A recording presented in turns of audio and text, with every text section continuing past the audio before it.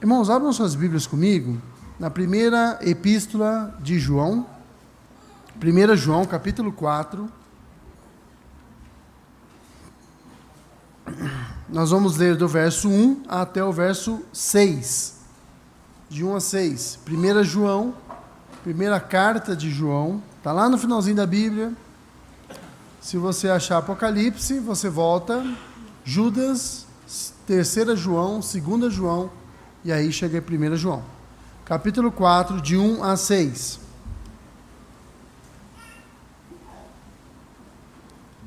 Leamos a palavra do Senhor.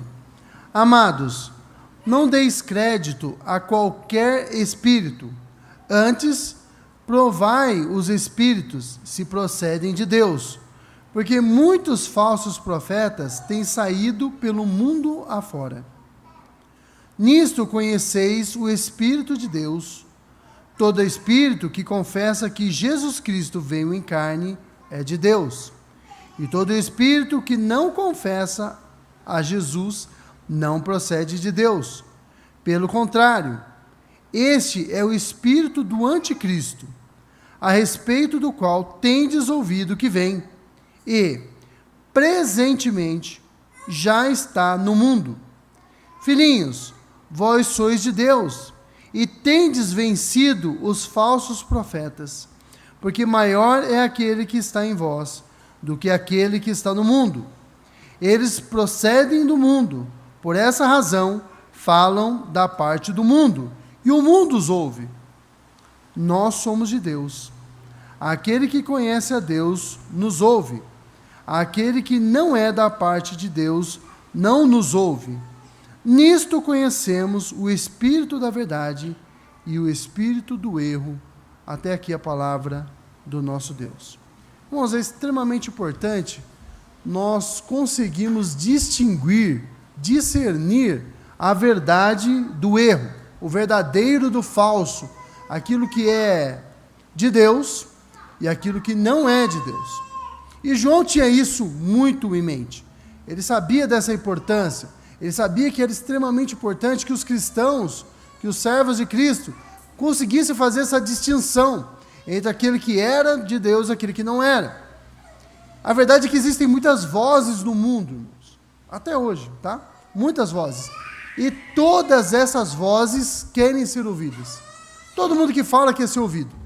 E essas vozes só falam porque tem gente que ouve. Porque se ninguém desse ouvido, não haveria por que falar.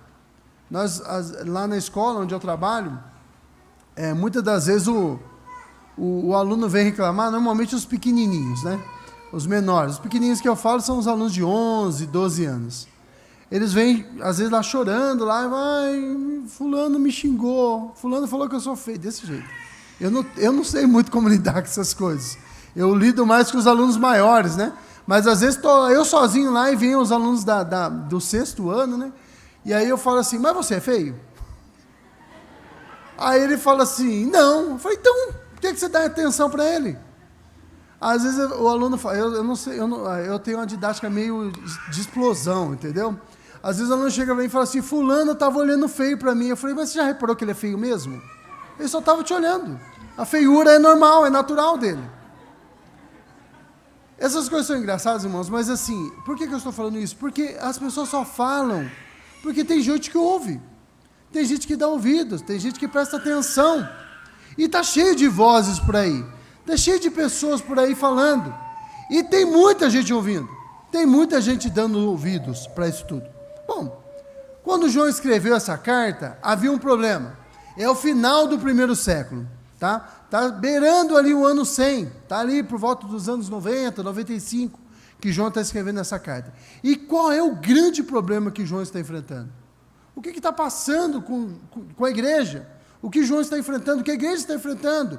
E lembre-se, irmãos, João está no final da vida, e ele percebe que ele está no final da vida.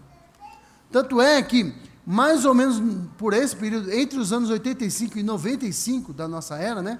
Ou seja, há 1900 anos atrás, 1900 e alguns anos atrás, João ele percebe que ele está para morrer, e ele escreve as 3 cartas, escreve o livro de Apocalipse e escreve o Evangelho.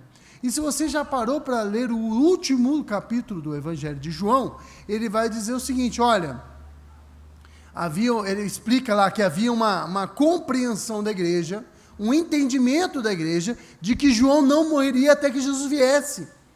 E João fica preocupado com isso, porque ele está sentindo que ele vai morrer.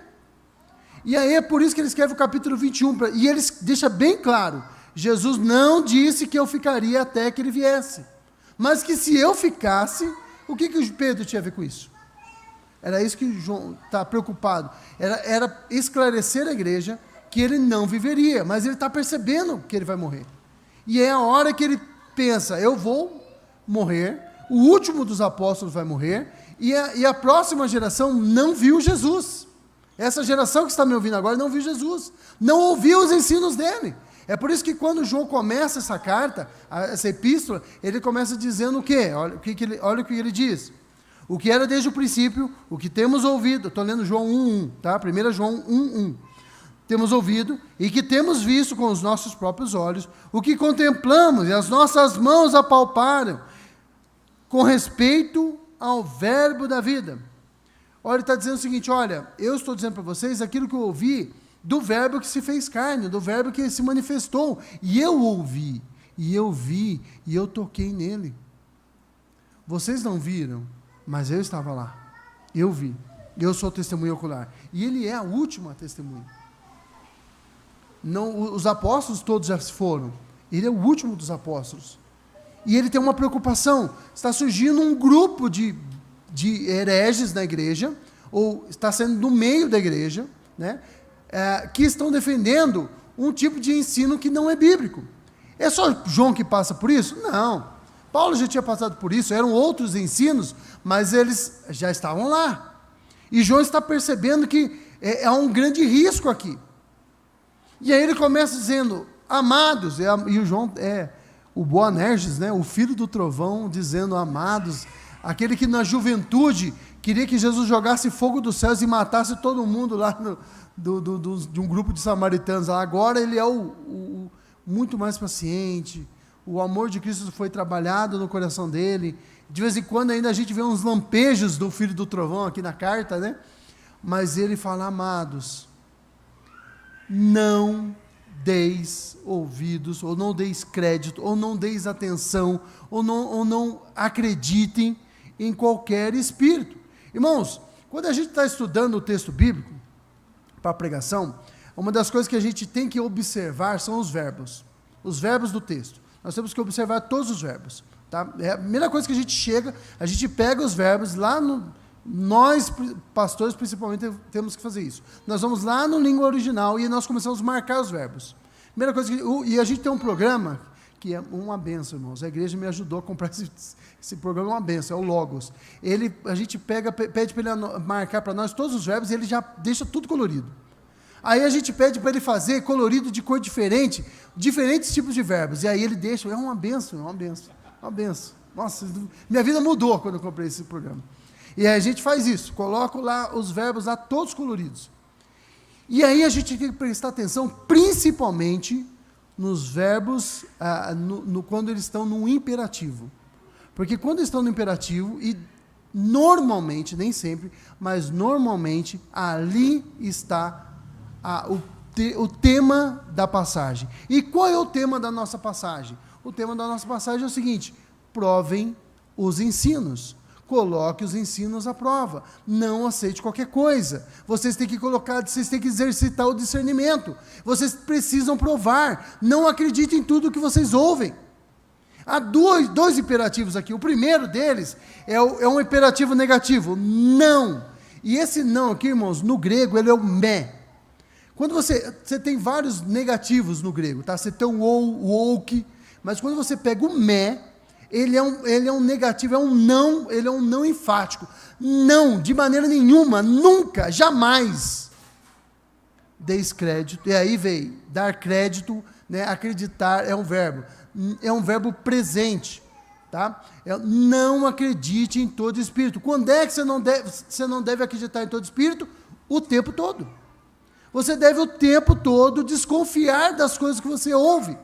O Espírito aqui, ele está sendo empregado no sentido de, o Espírito aqui é no sentido de ensino. Não acredite em todo ensino. Por quê? Porque o ensino vem de algum Espírito. Ou ele vem do Espírito Santo, e aí é o ensino verdadeiro, ou ele vem do Espírito maligno, ele vem do diabo.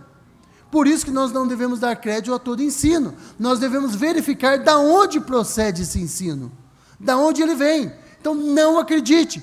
E é o tempo todo, porque o verbo está no presente. Verbos gregos no presente significam que a ação é contínua. Continuamente nós devemos estar atentos a isso. Nós devemos o tempo todo exercer discernimento. Nós devemos o tempo todo desconfiar. Nós devemos o tempo todo ser céticos. Lembra o que Paulo fala dos crentes de Bereia? Eles eram superiores aos crentes de Tessalônica. Por que eles eram superiores aos crentes de Tessalônica?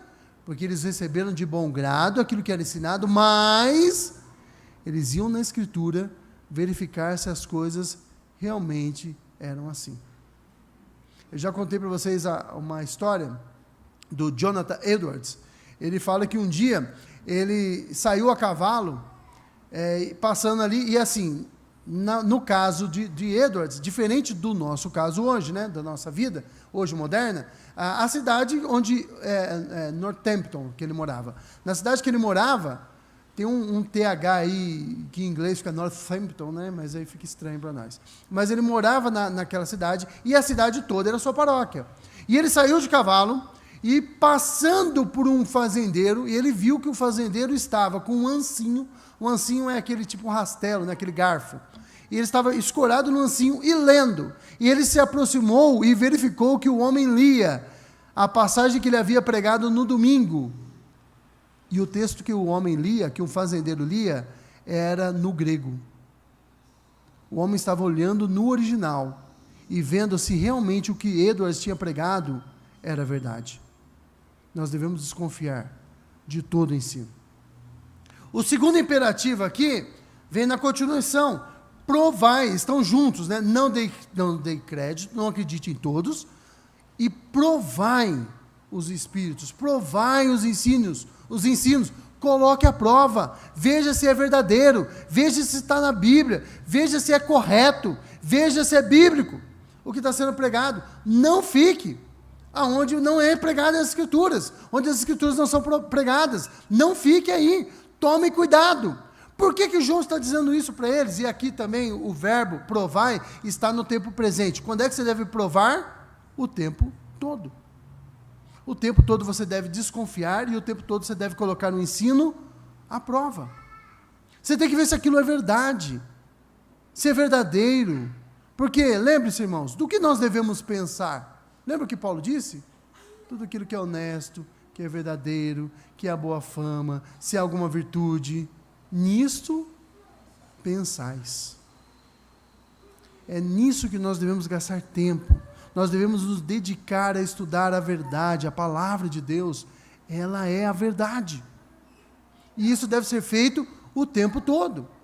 Mas por que esse alerta de João? Era um alerta, era só olha, só toma cuidado. Não. João está alertando a igreja porque a igreja estava dando ouvidos. As pessoas estavam começando a ouvir aqueles ensinos. E João fala assim, olha, não acredito em todas as coisas que vocês ouvem. E nós devemos tomar muito cuidado, irmãos, principalmente na era em que vivemos. Porque, como eu disse, e é uma verdade, existem muitas vozes por aí. Existem muitas vozes nos púlpitos. E elas dizem tudo que as pessoas querem ouvir. Elas dizem, por exemplo, que você é o ponto fraco de Deus. Elas dizem que você é igual a Jesus, está de pé de igualdade com Jesus, não tem diferença. Elas dizem, por exemplo, que a Bíblia precisa ser reformulada. Elas dizem, por exemplo, que... dizem tanta coisa, né? Eu não quero nem continuar, porque a pessoa que disse isso, eu nunca vi. Ele insinuou que quando Jesus disse que a água viva ali para a mulher samaritana, a mulher esperava um outro tipo de água. Essas pessoas falam esse tipo de coisa, e falam no púlpito, e tem gente que ouve, e as pessoas não saem da igreja. Por quê? Porque estão gostando do que ouve. Mas o que João nos diz para aquela igreja, e diz para nós hoje? porque a palavra de Deus ela é atual. Billy Graham dizia, né? Ela é mais atual que o jornal que saiu hoje pela manhã. Hoje em dia a gente nem sabe mais direito o que é um jornal, né? Existe, viu? Existe. Mas a gente não tem costume. Mas ela é mais atual que a notícia que você viu agora lá na internet. Ela é extremamente atual. Provai os espíritos para ver se procede de Deus. Porque muitos falsos profetas têm saído pelo mundo afora. Olha que coisa interessante, irmãos. Uma vez eu estava conversando com um amigo meu, e estávamos falando do ateísmo, e ele falou assim, não, Diogo, mas a gente não precisa ter preocupação com o ateísmo. Eu falei, por que não? Aí ele falou assim, não, porque os ateus, eles, enfim, ele é ateu no canto dele. Eu falei, não é isso não, meu filho. O ateísmo faz proselitismo. Há uns anos atrás, já faz uns 10 anos atrás, teve uma campanha em São Paulo, tá? Em São Paulo, de desbatizamento. Olha só. Eles iam lá na Avenida Paulista, juntou lá, eu acho que foi ali no vão ali do MASP, né, que é onde normalmente se faz essas coisas. Eles vinham com como é que chama? Secador de cabelo, sei lá como fizeram para dar energia para aquele negócio, para dar uma passadinha assim, que era para tirar o batismo das pessoas. Eles fazem proselitismo. Tem vários outros ateus por aí, pregando na internet, pregando por aí afora. E nós temos os seus vídeos. O Richard Dawkins é um deles. E eles não têm nenhum respeito por nós, irmãos. Eles chamam os crentes de burro mesmo, sem vergonha. Sem nenhum, ele não cora para falar isso. Ele fala, crente é burro, cristão é burro. E nós temos tanto respeito por eles, né? Não merece respeito nenhum. Não merece respeito nenhum. Está cheio de vozes por aí. E todas elas querem ser ouvidas. Mas, enfim, o que diziam essas vozes na época de João? O que eles estavam dizendo? Veja, para a gente entender a implicação, o peso daquilo que era falado para esses homens, nós precisamos entender, irmãos, que para João, todo o ensino do cristianismo se resumia numa única frase: e o Verbo se fez carne e habitou entre nós. Irmãos, isso é um dos grandes diferenciais do cristianismo. O Verbo, o Deus Todo-Poderoso, o Criador do universo, não é um Deus, irmãos, quando você pensa em Deus, não pense como essas caricaturas que aparecem aí na televisão, no cinema. Irmãos, falsas divindades como o Thor, que aparece na Marvel, e o Odin, irmãos, eles não fazem, a forma que eles acreditam neles, não são nem perto parecido daquilo que nosso Deus é. Além do fato de eles não existirem, né? Mas nosso Deus, irmãos, Ele é o soberano do universo, o Criador de todas as coisas, aquele que é totalmente santo. Aquele que a Bíblia diz que os anjos, que são santos, que são extremamente santos, mais santos do que nós, eles ainda reconhecem que eles não são santos o suficiente, e eles dizem o tempo todo, dia e noite, santo, santo, santo. Toda a terra está cheia da glória de Deus. Esse Deus que é santo, santo, santo, Ele se fez carne e habitou entre nós. E João diz o quê? E vimos a sua glória, glória como a do unigênito do Pai, cheio de graça e de verdade. Esse é o resumo do Evangelho para João. O Verbo se fez carne e habitou entre nós. Pois bem, o que os docentistas, né, os hereges daquela época, a palavra docentismo vem de doquel, tá? Doquel significa aparência de. Esses docentistas ensinavam que o Verbo não se tornou carne, que Ele não se fez homem, que Ele era uma aparência, Ele tinha um corpo aparentemente humano, mas era um corpo espiritual. Esses docentistas, mais para frente ali na história, né, no século II, eles vão se tornar os gnósticos. E cuidado, viu, irmãos? Não confunda gnosticismo. Hoje nós estávamos conversando em casa, e nós estávamos falando sobre isso, Aí um dos meus filhos, não vou dizer quem, qual dos dois, só tem dois, né? 50%. Um deles falou assim, não, agnosticismo é aquele que não acredita nas coisas. Eu falei, não, esse é o agnosticismo. O gnosticismo é aquele que pensa que sabe das coisas. E está cheio de gente achando que sabe das coisas por aí. Porque a palavra gnose significa conhecimento. O a é não conhecimento. O agnóstico, o não conhece, o não sabe. É muito comum você ter pessoas que são ateus que se dizem agnósticos, tá? Mas o problema naquela época não era o que não sabia, mas aquele que pensava que sabia, o gnóstico. E eles achavam que eles tinham um conhecimento dado somente para aquele grupo. Sabe quem que parece com esse grupo, isso daí, irmãos? A maçonaria. A maçonaria é um grupo de pessoas que acham que receberam uma iluminação especial. Uma iluminação diferente, que só está presente naquele grupo. Mas existem outros grupos por aí, não é só a maçonaria, não. Tá? Existem outros grupos por aí, que dizem ter um conhecimento diferente, um conhecimento superior, um conhecimento que foi dado somente a eles. É por isso que lá no capítulo 1 de João, João diz o seguinte, ó, eu toquei. Esses homens estão falando das coisas que eles não sabem, eles não ouviram, eles não viram, eles não tocaram. Eu estava lá, eu vi, eu toquei, eu ouvi o ensino dele. Eu vi com os meus olhos, eu vi quando ele morreu, eu vi quando ele ressuscitou. João podia dizer tudo isso, e ele disse, ele escreveu sobre isso. Ele estava lá. Mas os docentistas negavam, eles negavam principalmente duas coisas, irmãos, que Jesus é o Cristo. Olha o que João diz aqui, ó, nisto conhecereis o Espírito de Deus, todo Espírito que confessa que Jesus Cristo veio em carne. Só dele citar a palavra Jesus, Cristo, juntas, ele já está afirmando uma coisa, irmãos. Jesus é o Messias. Eu uma vez perguntei para os meus alunos, falei assim, vocês sabem qual é o sobrenome de Jesus?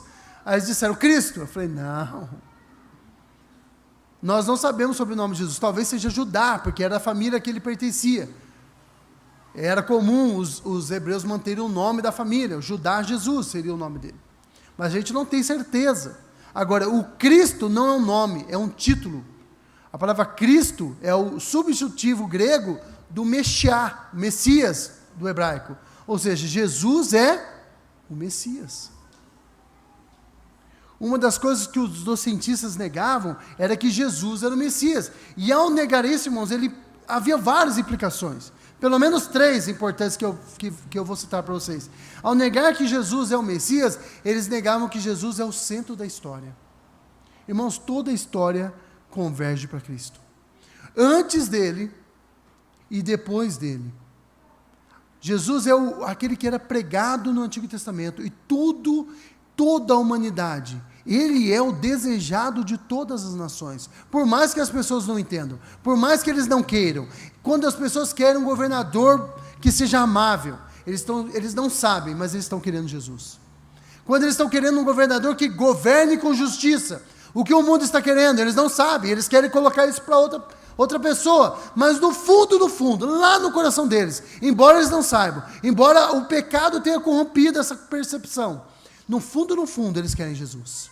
Porque qual outro governante que governa com reta justiça?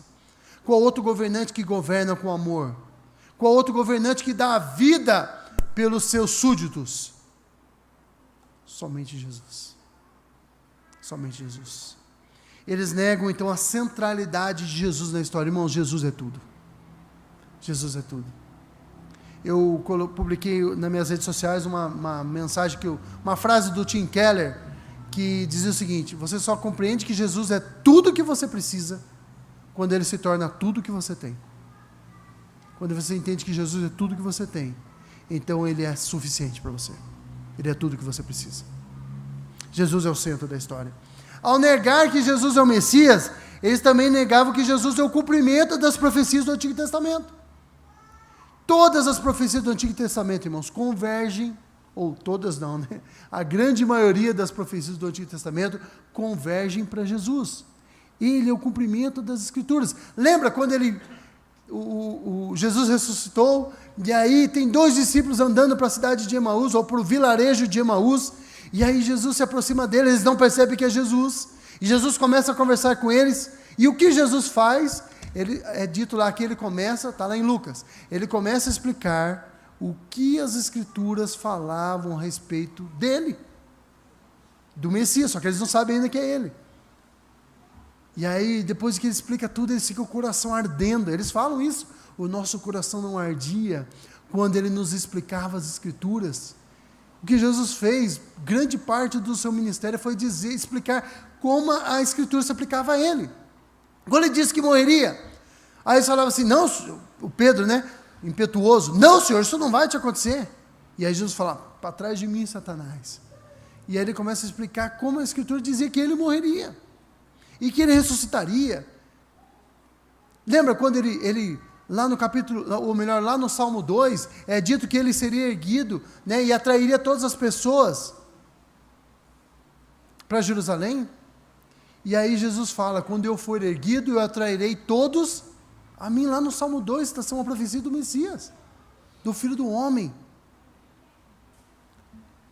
Ao negar que Jesus é o Messias, eles também negavam, irmãos, a soberania de Jesus. Porque Jesus não veio apenas morrer e ressuscitar. Isso foi muito importante. Jesus veio estabelecer o seu reino. E ele reina. E tremam as nações. O salmista diz, ele reina. Em outro lugar, alegre-se os povos. Aqueles que são inimigos de Cristo devem tremer. E aqueles que amam a Jesus se alegrem, porque ele reina. Ele não reinará. A Bíblia diz que ele reina. Ele reina. Ele é o Senhor. Os docentistas negavam isso. Eles negavam também que Jesus veio em carne. Olha o que o texto diz aqui, ó. Aquele que confessa que Jesus Cristo, né, Jesus o Messias, veio em carne, esse é de Deus. Ou seja, uma das maneiras de você reconhecer o verdadeiro e distingui-lo do falso, é que o falso ele vai negar a humanidade de Jesus. Ele vai negar que Jesus veio. Ele vai negar algo a respeito de Jesus. As seitas fazem isso, elas negam algo a respeito de Jesus. Elas negam a sua divindade, ou negam sua humanidade, ou negam algo a respeito dele. Alguns dizem que ele foi um bom mestre, outros dizem que ele foi um homem iluminado, e outros dizem tantas coisas a respeito de Jesus.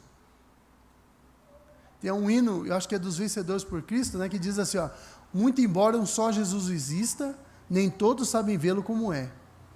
Alguns dizem que, né, acreditam que ele seja um filósofo, poeta ou comunista, ou mesmo hippie, já se disse até.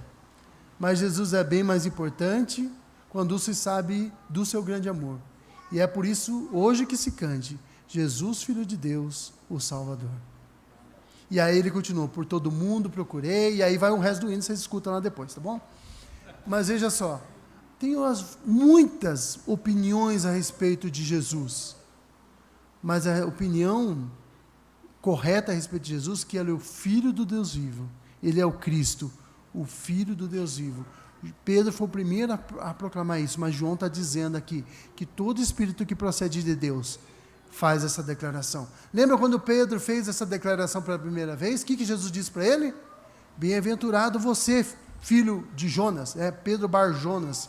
Bar é filho de Jonas. Pois não foste carne ou sangue que revelou, mas o meu Pai que está nos céus. E ao negar, irmãos, que Jesus Cristo veio em carne, os docentistas, eles negavam várias coisas. E isso são extremamente importantes. Eles negavam, por exemplo, que Jesus seja a nossa norma e exemplo. Veja, irmãos, nós devemos agir como Cristo agia. E devemos agir isso em todo o tempo. Você quer um exemplo de alguém que ama? Para quem que nós devemos olhar? Para Jesus. Quer um exemplo de alguém que fala a verdade? Para quem devemos olhar? Para Jesus. Quer um exemplo de alguém que faz a coisa certa, que obedece ao Pai o tempo todo? Para quem devemos olhar? Para Jesus. Ele é o nosso exemplo. Por que ele se tornou o nosso exemplo? Porque ele foi o homem que obedeceu. Nós somos os homens que desobedecem, mas Jesus é aquele que obedeceu. E nós olhamos para Jesus, e quando olhamos para Jesus, nós vemos como devemos nos comportar. É impossível para nós, mas ele é o exemplo. Ele é o alvo. Ele é o prêmio da soberana vocação. É para ele que nós olhamos. Os escritores hebreus dizem o que lá em capítulo 12? Devemos deixar o pecado e o embaraço que nos assediam, nos rodeia, e devemos olhar para Jesus, o autor e consumador da nossa fé.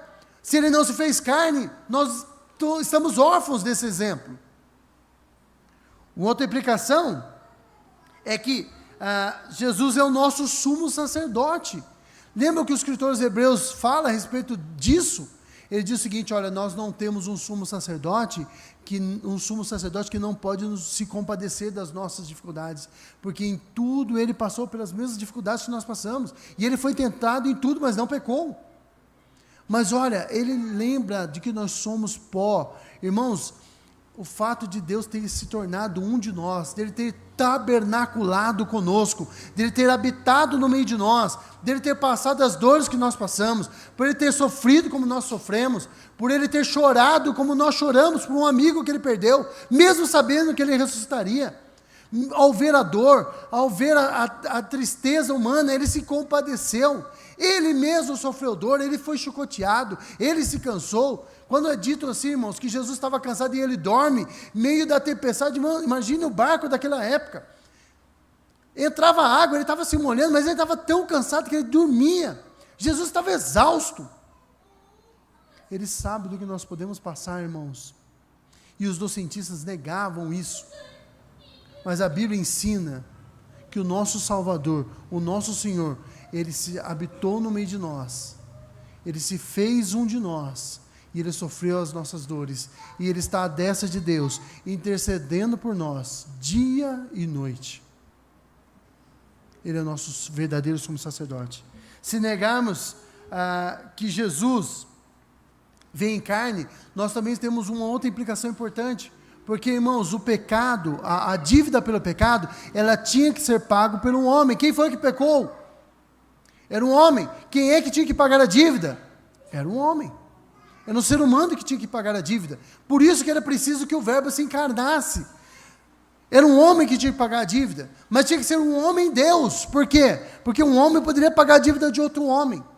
Mas um homem Deus, ele pode pagar a dívida de todos, por quanto ele morreu. E ele pagou a nossa dívida. Nós estávamos perdidos. Nós não tínhamos esperança no mundo. Nós estávamos andando, nós éramos filhos da ira, como os outros que estão lá fora, ainda distantes do Evangelho. Mas ele veio até nós. Ele nos transformou, mudou a nossa vida, nos trouxe para perto dele, pagou a dívida que era nossa, totalmente. E ele só pôde fazer isso porque ele era homem. Para os docentistas, irmãos, isso não tinha problema nenhum, porque eles não acreditavam na Bíblia. Eles não acreditavam nas Escrituras.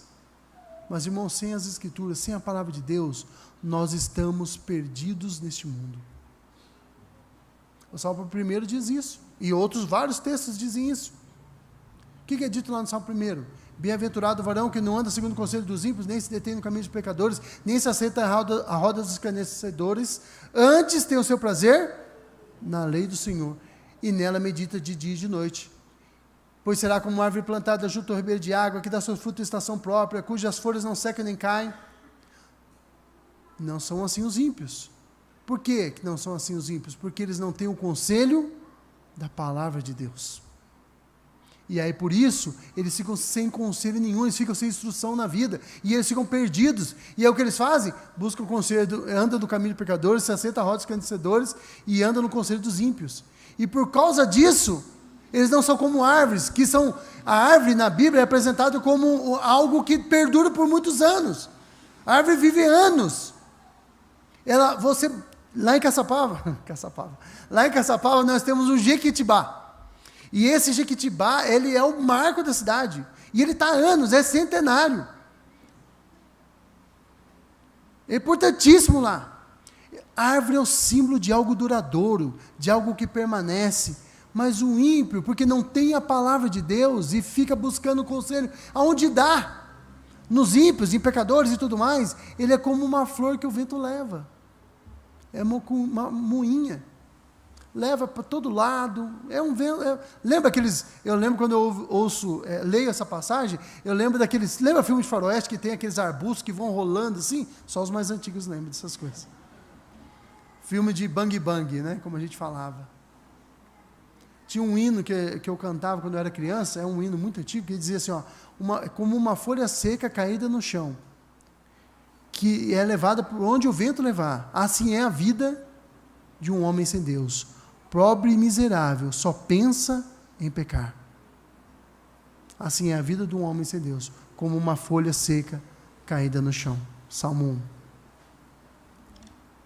1. Nós temos um sacerdote que pode se compadecer de nós. Irmãos, e negar a humanidade de Jesus é negar, ou melhor, desculpa, eu nem prestei atenção no que eu falei aqui. Negar a humanidade de Jesus, negar que Jesus veio em carne, é negar que há salvação para o corpo. Os docentistas negavam a humanidade de Jesus, a vinda de Jesus como homem, porque para eles a carne era má e o espírito era bom. Esse era um resquício do platonismo, porque o platonismo, para o Platão, o mundo físico, ele é mau. E o mundo das ideias é um mundo bom. O cristianismo adaptou isso, né? Esses docentistas adaptaram isso, e o que eles falam? O mundo físico é mau, o mundo espiritual é bom. E aí muita gente pensa que no céu vai ter uns lençóis flutuantes. Irmãos, quando Deus criou o homem, Ele criou o homem, corpo e alma. O que é o homem? O homem é a fusão do corpo e da alma. Ele não é só corpo, ele não é só alma, ele é o corpo e a alma. A carne, essencialmente, a nosso físico, vamos dizer assim, né, para distinguir da carne, quando a Bíblia fala de carne ali, que é o sentimento pecaminoso, ou o desejo pecaminoso, mas o nosso corpo físico, quando Deus o criou, Ele disse o que dele? Ele é muito bom. Muito bom. Jesus veio em carne, irmãos, porque um dia nós ressuscitaremos. Nossa alma será unida novamente ao nosso corpo. Mas e aqueles que morreram, que foram... Eu vou dizer uma coisa para você. O Deus que criou o universo não tem nenhuma dificuldade de criar um corpo de novo para você. E Ele sabe onde é que estão todos os átomos do seu corpo. E Ele pode criar de novo o seu corpo, recriar o seu corpo, porque afinal de contas, foi Ele que criou primeiro. Ele tem condições de recriar isso. Os docentistas não criam assim. Eles criam de forma diferente. E tinham todas essas implicações. Irmãos, e negar a humanidade de Jesus é negar que pode haver um verdadeiro, um genuíno relacionamento entre Deus e o homem. Sabe por quê, irmãos? Porque nós continuamos sendo homens. Nós continuamos, mesmo após a salvação, nós continuamos sendo o que somos, nós continuamos tendo corpo físico. E o que a Bíblia ensina, irmãos, é que Deus, Ele, através do Espírito Santo, Ele habita em nós. E a verdadeira comunhão, há um verdadeiro relacionamento. Quando você eleva o seu pensamento, Deus te ouve. Jesus disse, né? Se vocês fizerem o que eu mando, eu e o Pai viremos e faremos o quê? Habitaremos em vocês. Irmãos, o mistério que havia, desde a eternidade, havia de ser revelado, Paulo fala lá em Colossenses, é o quê? Cristo em nós, esperança da glória. Cristo já está em nós. Dizer que a carne é ruim, dizer que Deus não habita na nossa carne, ou Ele não relaciona-se na nossa carne, melhor dizendo, é negar que há verdadeiro relacionamento entre nós e Deus. Irmãos, o nosso relacionamento com Deus é um relacionamento real. Deus nos ouve, Deus nos faz presente em nosso meio, Deus está conosco o tempo todo. Lembra a promessa que Jesus fez? Eis que estarei convosco não é alguns dias, todos os dias, até a consumação dos séculos. De uma forma que a gente não consegue entender, irmãos. É por isso que quando a gente na teologia vai explicar isso, a gente fala que é uma união mística. E o místico não é o misticismo aí fora não, tá? É uma união misteriosa. Nós não sabemos como, mas nós estamos unidos com Cristo. De uma forma que a gente não sabe explicar. E isso está atrelado à questão da encarnação do Verbo. O Verbo se fez carne e habitou entre nós. Bom, João continua. Bom, e todo espírito que não confessa Jesus não procede de Deus. Ou seja, vocês têm que começar a discernir. Vocês começam discernir o que é verdade do que é mentira. Esse é um grande sinalizador. Aquele que diz que Jesus não vem cá, não, ele não veio. Ou então subtrai algo da pessoa de Jesus, é um herege. Ele está ensinando uma heresia. Tá? Bom, e João continua. Não procede de Deus, pelo contrário, esse é o espírito do anticristo, a respeito do qual tendes ouvido que vem. E presentemente já está no mundo. O espírito do anticristo, irmãos, já está no mundo. João já falou sobre isso aqui na epístola, e nós já vimos isso em outros domingos. Filhinhos, e aí João volta, né? Filhinhos, vocês são de Deus, e tendes vencido os falsos profetas. Irmãos, estão cheios de falsos profetas por aí. Lembra que Paulo diz lá, escrevendo em 2 Timóteo 4, 3-5, porque virá tempo em que não suportarão mais a sã doutrina, e terão comichão nos ouvidos, em outra versão diz que terão coceira nos ouvidos, e andarão por aí, buscando, ajuntando, reunindo para si doutores, conforme as suas próprias concupiscências, e desviarão os ouvidos da verdade. Irmãos, o tempo já chegou. Está cheio de pessoas aí que não suportam a sã doutrina, que não suportam o evangelho, que não suportam a verdade de Deus, e eles estão buscando pessoas que digam para eles aquilo que eles querem ouvir. As pessoas querem ouvir, elas querem que digam para elas aquilo que elas querem ouvir. Você quer ver? Isso é muito comum. Às vezes chega uma pessoa e me pergunta uma coisa, e eu respondo para ela. Ela não se satisfez com aquilo, ela não gostou da resposta. Aí ela vai no pastor Mauro e pergunta para ele. Aí o pastor Mauro responde algo parecido comigo, aí não ficou satisfeito. Aí ele vai no presbítero, ele quer que um deles diga para aquilo que ele quer ouvir. Aí se ele ouvir, ele fala, tá vendo? Esse aí que é de Deus. Diz que eu quero ouvir, diz que eu concordo. Está cheio de pessoas assim. Está cheio de pessoas com coceira nos ouvidos, e está cheio de gente querendo coçar esses ouvidos. Sabe por quê, irmãos? Ser um falso profeta, às vezes dá poder. Quantos casos a gente ouve por aí? Lembra do Jim Jones, né? O nome dele? Jim Jones, lá. Eu esqueci o primeiro nome dele. O cara falou que havia uma estrela e todo mundo ia ser levado pela estrela, só que eles tinham que cometer suicídio. Muitas pessoas cometeram suicídio. Entregaram todos os bens que tinham para ele e depois cometeram suicídio. Olha só. E tem muitos falsos cristos por aí. E tem muita gente seguindo. Tem um homem aqui do Brasil que diz que ele é o Jesus. A gente acha engraçado, é uma figura caricata, mas está cheio de gente seguindo ele. O Henrique Cristo. Tinha um outro, o reverendo Moon, que ele dizia, coreano, veio para o Brasil, tem uma fazendona enorme lá no centro-oeste brasileiro. Dinheiro de contribuição. E ele dizia o seguinte, que ele é o novo Cristo. E que um dia Jesus viria, olha só o sacrilégio, olha a audácia, que um dia Jesus viria e dobraria os joelhos diante dele e pediria perdão, porque a verdade que Deus tinha mandado o Cristo trazer era casar e constituir uma família. Jesus não fez isso. Olha só, e está cheio de gente ensinando essas heresias por aí. Tem um pessoalzinho que de 2 em 2 vai todo sábado ou domingo na sua casa pela manhã, e bate palma, e fala que ele quer falar de Jeová para você. Uma vez um desses perguntou para mim, você sabe o nome de Deus? Eu falei, Elohim. Aí bugou o cérebro do cara, porque ele não esperava por isso. Aí ele, não, é Jeová. Eu falei, tá. Não, mas tem Elohim, tem Jeová, tem Yahvé, tem um monte, tem vários nomes. Ele é o El, né, Deus. E eles vão na nossa casa, e às vezes a gente não tem condições de debater com eles. Por quê? Porque não conhecemos a verdade. João fala, olha, mas aqueles que são de Deus, eles não dão ouvidos a essas mentiras. Nós devemos rechaçá-la, nós devemos comparar com as Escrituras. Por quê? Porque nós somos da verdade. João fala, filhinhos, vós sois de Deus, e tendes vencido os falsos profetas, porque maior é aquele que está com vós do que aquele que está no mundo. O que é que está conosco, diferente do que está no mundo? É Deus, é claro, mas nós temos a verdade, irmãos. E nada, Paulo fala, nada podemos contra a verdade, senão pela verdade. Não é possível ir contra a verdade. A verdade é forte, irmãos, e um dia ela vai prevalecer. Um dia a mentira vai desaparecer, e só haverá verdade. De onde você tirou isso, Diogo? Da Bíblia.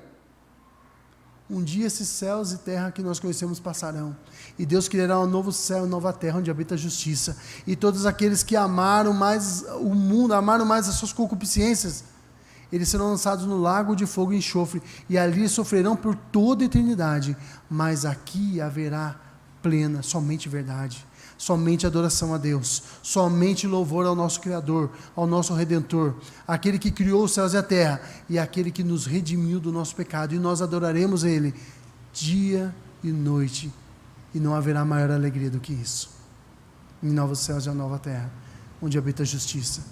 O maior que está conosco, nós temos a verdade. Eles procedem do mundo, por essa razão falam da parte do mundo, e o mundo os ouve. Quem ouve essas pessoas, quem dá ouvido para quem vai atrás delas, são pessoas que são do mundo, e aí eles se entendem. Mas nós não podemos aceitar isso, porque nós desejamos a verdade.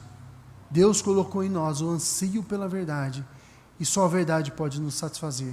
E se estamos sendo enganados, e se estamos ouvindo alguma coisa, nós devemos imediatamente, irmãos, retornar à verdade.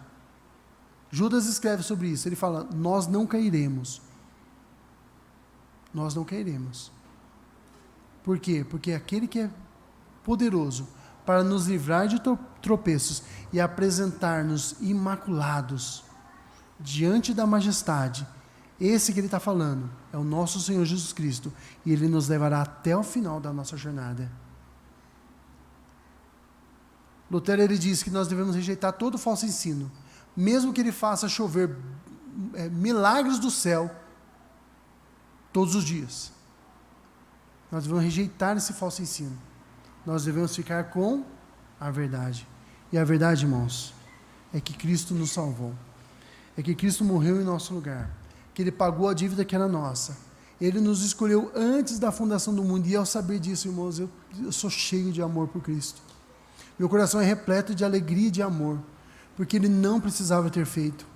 Ele não deveria, ele não tinha por que fazer.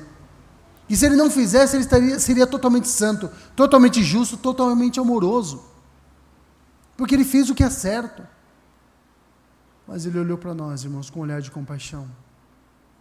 Lá na eternidade, e ele desejou nos amar, ele desejou nos salvar, e ele salvou, de fato. E hoje nós temos um nome escrito no livro de vida, no livro da vida. E um dia ele virá nos buscar. E nós ficaremos para sempre com Ele, porque um dia Deus se importou ao ponto de vir na segunda pessoa e se fazer um de nós, e nos ensinar que Deus, o Criador do Universo, o Todo-Poderoso, aquele que é totalmente santo, Ele deseja nos salvar, e Ele realmente nos salvou. Jesus não veio para tentar nos salvar, Jesus veio salvar aquele que havia se perdido, e Ele nos salvou. Nós estávamos perdidos em nossos delitos e pecados, mortos, sem condição de fazer nada por nós, mas Ele nos deu vida, e agora nós somos dele para sempre. Fomos selados com o Espírito Santo, nós temos o Espírito Santo em nós, e Ele nos ajuda em nossa dificuldade, até orar, porque a gente não sabe orar como convém. É o Espírito Santo que traduz a nossa oração. O termo lá é balbucios, né? A nossa palavra que às vezes não tem sentido, a gente ora. Eu lembro uma vez eu estava orando de madrugada, firme lá orando, e aí eu comecei a orar, e dormindo no meio da oração, comecei a orar por coisas, né? Aí a gente começa aquela, o Senhor abençoa Jesus, aí começa essas orações malucas. Mesmo nessas horas difíceis, o Senhor se compadece de nós. Traduz a nossa oração em uma oração agradável a Deus. E nós somos ouvidos. E quando a nossa oração é uma oração pecaminosa, uma oração egoísta, Ele trabalha no nosso coração para mudar o nosso coração, para que a gente ore conforme o coração de Deus. Ele coloca a palavra de Deus em nós. Porque a Bíblia diz, né, Jesus dizendo, né? E está registrado na Bíblia, se vós estiveres em mim, e a minha palavra estiveres em vós, pedirei tudo o que quiseres, e vos será feito. Porque quando isso acontece, irmãos, tudo que você pede é aquilo que Deus queria que você pedisse. E aí Ele vai fazer, porque é agrado, Ele se agrada em fazer, porque é a vontade dEle. Quando nós somos moldados a Jesus, irmãos, nós começamos a pensar como Cristo pensa. Começamos a agir como Cristo age. Começamos a desejar aquilo que Cristo deseja. E aí as nossas orações são a representação, a continuidade disso. Que Deus abençoe.